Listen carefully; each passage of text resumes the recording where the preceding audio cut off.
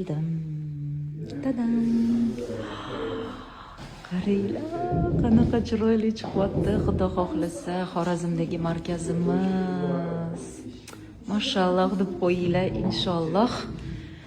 Tezroq ishga tushirib, yo'llarni chiroyli qilishni boshlaylik.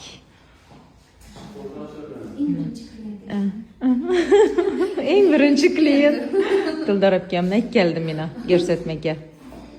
Ana xorazmlik qizlar, xudo xolasa sizlar ana flebologiya markazi bor.